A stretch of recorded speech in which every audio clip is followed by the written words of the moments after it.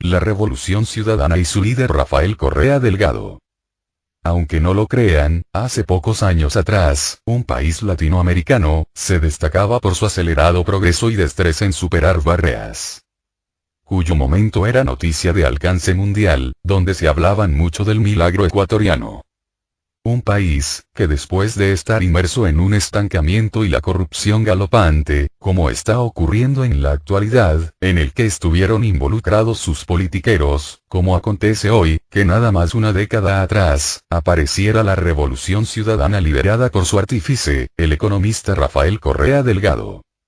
Hace apenas 13 años atrás, nació en el Ecuador, la Revolución Ciudadana, cuyo líder llamado Rafael Correa, el que recibió un país en ruinas, ya que esta nación, sufrió una gran devastación social y económica, que motivó el éxodo masivo de la tercera parte de su población, de aquel entonces. Este país, vio desfilar, en una sola década, por la Casa de Gobierno, alrededor de 10 presidentes, haciendo de este un país inestable que predominaba un verdadero caos en la democracia. Estamos hablando de un poco más de las 2 décadas últimas. Esto acontecía, cuando ese país, sufrió el atraco más grande de la historia, y que lo llamaron el feriado bancario, que también lo llamaron el corralito. Era cuando la banca retenía todo el depósito de los ciudadanos, obligando así, el gran éxodo de la historia de sus habitantes, precisamente cuando el país, cambiaba de su moneda el sucre al dólar estadounidense, que en la actualidad es la moneda que está en vigor como moneda oficial.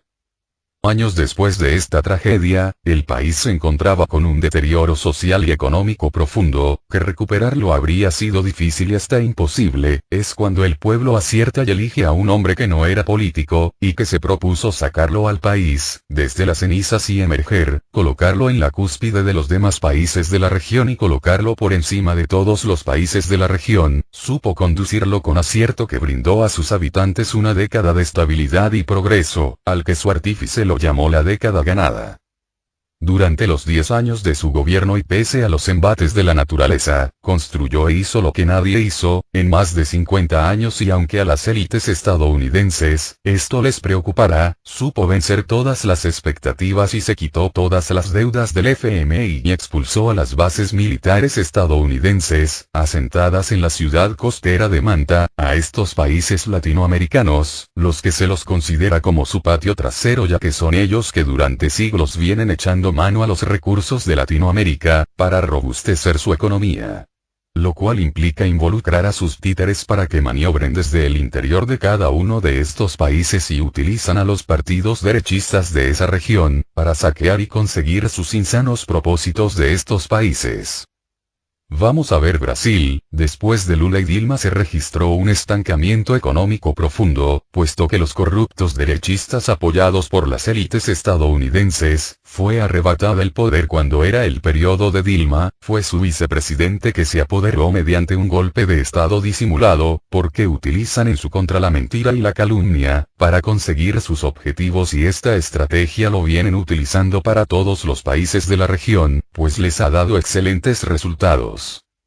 Aunque en Brasil se ha demostrado de una forma rotunda y fehaciente, que ha sido una falsedad, que se utilizó en su contra, Dilma ya no le devolvieron la presidencia, y aunque el golpista fue descubierto posteriormente, su corrupción se apoderó otro derechista o títere, que es lo mismo, es decir que el que lo reemplazó era otro derechista. Aunque si se hubiese postulado Lula, el derechista nunca habría conseguido ganar la presidencia, el títere para la derecha.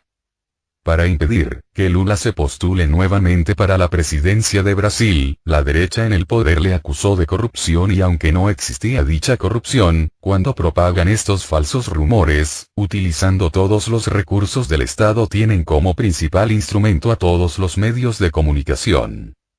Entonces luchar en contra de estos resulta luchar contra la corriente, una misión imposible, pues disponen de todos los elementos para conseguir lo que ellos quieren. En Argentina, cuando finalizó el gobierno de Cristina, la derecha se volcó con su principal instrumento, que ha sido siempre los medios de comunicación, pues ellos utilizan todas las tácticas y estrategias, para que la derecha consiga el voto mayoritario de sus ciudadanos. Como es de suponerse, son los de la derecha los títeres los que ganan las elecciones.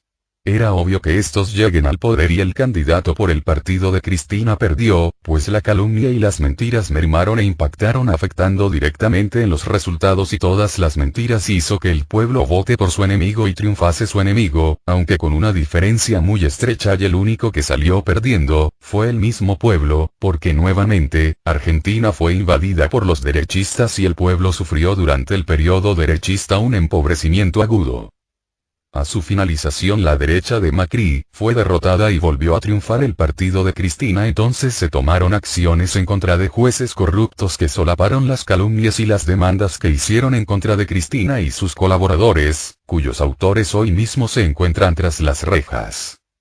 En el Ecuador las tácticas y estrategias que se llevan a cabo por el neoliberalismo son todos iguales para todos los países de la región, para de esta forma apoderarse del Estado, porque en 4 años logran saquear lo que más pueden y hundirlo al país. Ecuador como cualquier otro país de la región no es una excepción y la historia de los demás países de la región se repite.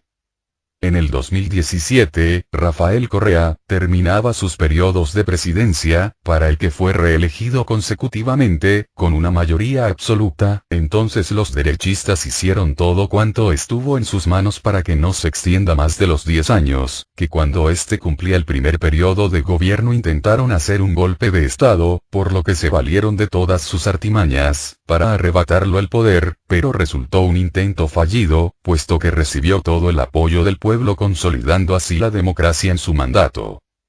Deliberadamente, se fraguó desde la cúpula policial, su golpe de Estado, para lo cual se propagó internamente, entre el cuerpo policial, para sublevarse, lo cual contaban con su aliado, que les ponía al tanto de lo que ocurría al interior del gobierno de Rafael.